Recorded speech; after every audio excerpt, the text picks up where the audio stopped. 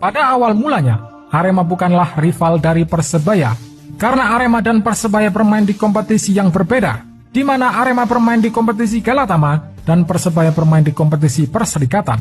Arema dan Persebaya sendiri baru bertemu pada tahun 1994 silam, di mana kala itu PSSI memutuskan untuk melebur kompetisi Galatama dan Perserikatan.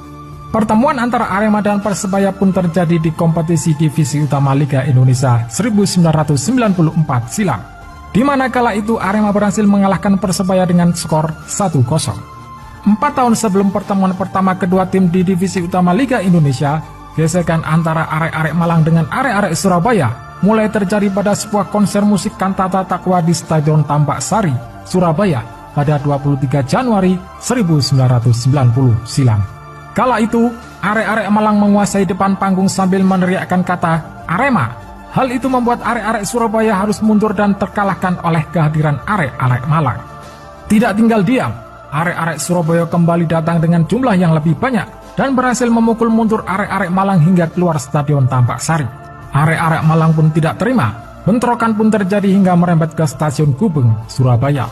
Situasi panas antara arek-arek Malang dan Surabaya kembali memanas pada sebuah konser Sepultura pada Juni 1992. Pada acara tersebut, arek-arek Surabaya sudah siap menguasai depan panggung dan arek-arek Malang langsung dihalau ketika hendak memasuki Stadion Tambak Sari. Karena hal itu, tawuran kembali terjadi di luar Stadion Tambak Sari.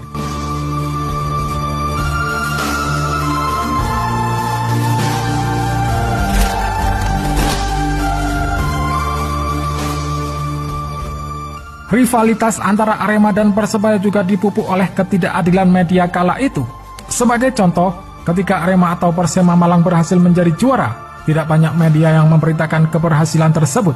Jikalau ada, pemberitaan keberhasilan Arema atau Persema menjadi juara hanya satu kolom. Hal berbeda dialami oleh Persebaya, di mana keberhasilan mereka menjadi juara akan langsung menjadi headline di media ternama di Jawa Timur. Bahkan, selalu menjadi headline meski klub yang diidolakan bonek tersebut hanya melakukan latihan rutin di waktu senggang.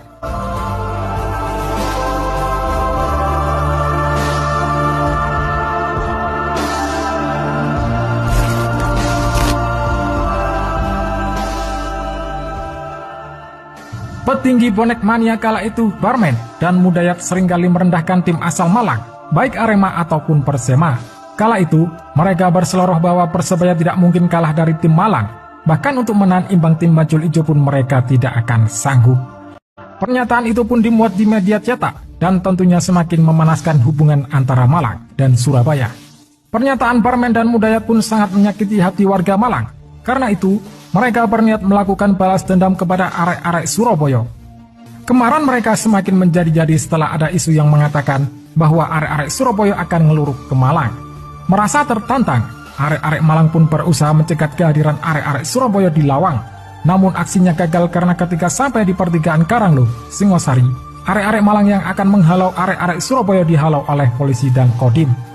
Mereka pun kemudian melampiaskan kekesalannya dengan memecahkan kaca mobil plat L dan di Stadion Gajayana sendiri, arek-arek Malang membentangkan spanduk bertuliskan, "Kalahkan Persebaya, bungkam mulut besar Barmen dan Mudayat. Barmen dan Mudayat haram masuk kota Malang." Dengan pemberitaan media yang seakan-akan mengadu domba, perseteruan antara Aremania dan bonek mania pun semakin dipupuk dan terus memanas hingga saat ini. Oleh sebab itu, kedua kelompok supporter itu pun sering terlibat bentrok. Bahkan, sampai saat ini supporter kedua tim dilarang melakukan kunjungan ke kandang lawan saat kedua tim bertemu dalam suatu pertandingan.